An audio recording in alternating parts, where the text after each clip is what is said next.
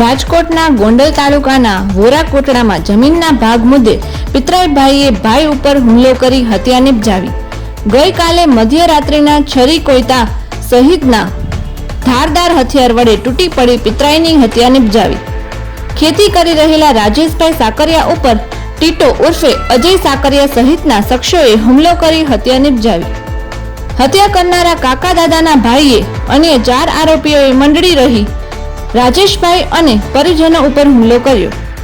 મૃતક રાજેશભાઈને બચાવવા જતા પુત્ર અનિલભાઈ ઉપર પણ જીવલેણ હુમલો, ગંભીર હાલતમાં રાજકોટ સિવિલમાં દાખલ।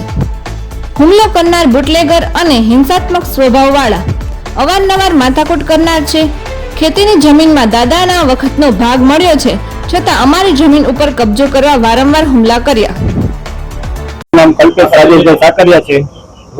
શું આખો બનાવ બન્યો હતો, કેવી રીતના? મારા દાદાની જમીનમાં એને હુમલો એ રીતે કરીને ખેડી નાખ્યું હતું, ખેતરમાં રોટાવેટર મારી દીધું હતું। પછી રાતે બોલાચાલી થઈ તો મારા પપ્પા ને દાદાની વાડીએ ગયેલા, ત્યાં આવીને પાછળથી છરીના ગામ આવ્યા, આગળથી મારેલા છે, એવું કરેલું છે। જ્યાં જોયું તો મૃત્યુ પામી ગયા હતા। મારા ભાઈને લાગેલું છે, છાતીમાં લાગેલું છે, પેટમાં બારે આતેલા નીકળી ગયેલા છે એક સાઈડમાં, જે અત્યારે રાજકોટ સિવિલમાં છે। 2 જણા ઉપર થયો ને અજાણ્યા શખ્સ 2 હતા ને 4 જણા ઈ હતા, 6 જણા હતા। એ નાના ભાઈજી સાથે હતો, એને કીધું 4 જણા કોણ? એ અજય ઉર્ફે ટીટો, સિંહુભાઈ, એક હેતલબેન કરીને છે ને એક બીજા બેન છે સિંહુભાઈના ઘરના। એ 4 લોકોએ હુમલો કરેલો। શું થાય તમારા મારા પપ્પાના કાકાના છોકરાને કાકા થાય। કેટલા વર્ષથી આ જમીનનો પ્રશ્ન ચાલુ છે? કાંઈ હતો જ નહીં, આ તો અચાનક આવીને હુમલો કરી ગયા પાછળથી આવી। અગાઉ કઈ બોલાચાલી કે એવું કઈ? ના, બોલાચાલી કાલે થઈ હતી, એ તો એમને ખાલી કીધું હતું કે અમને પાછું કરી દેવું, તમારી જમીન હતી એવી રીતે કરીને વાત કરીને લઈ ગયા। પછી રાતે આવીને આવું ગયું।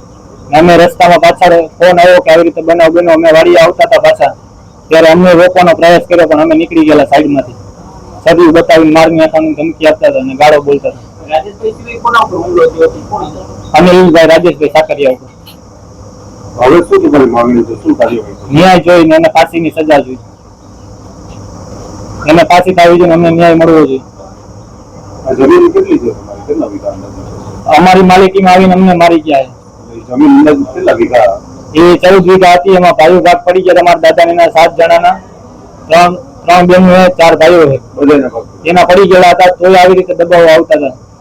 જ્યારે હોય ત્યારે વારંવાર પીને આવે, દબીને વયા જાય ને। એ ભાઈ બુટલેગર છે એટલે એનું હાલે છે જ્યાં આવે